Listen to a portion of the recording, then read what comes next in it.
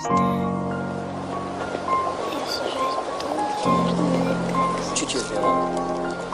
Я тебе сказал, не звони мне больше. Достал уже. Что значит не звони? Что ты мне указываешь? Я сама решу, кому и когда звонить. Или трезвонить. А надо будет не только звонить, но и ходить за тобой буду.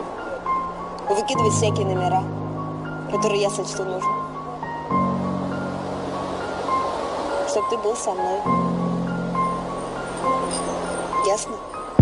Нет, это не любовь, мысли снова в ноль, загоняя боль. До сих пор постель пахнет тобой, я абсолютно не твой, ты больше не моя. Иду подальше, достают воспоминания, обрывки фраз, глубокие порезы, давай не сейчас. Оставим это здесь, мы давлю в пол, я газ.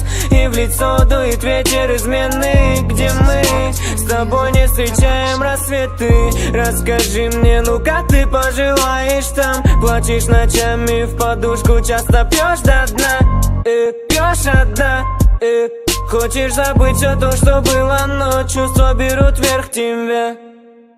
Ты подойди поближе, возьми за руку, без слов давай взлетим повыше. Чтобы не достать низу, я слышу, как ты дышишь. Нам с тобою хорошо, за раз нам сносит крышу, и я снова сам не свой. Ты подойди поближе, возьми за руку, без слов давай взлетим повыше. Чтобы не достать низу, я слышу, как ты дышишь. Нам с тобою хорошо, за раз нам сносит крышу, и я снова сам не свой. Мне кажется, я тебя люблю. Так, давай поступим следующим образом. Ты мне этого не говорила, а я этого не слышал. Останови машину. Мне с мажором в одном ряду стоит, ты это понимаешь? Ты понимаешь это? Понимаю. Вот хорошо. И не было у нас этого разговора, ясно?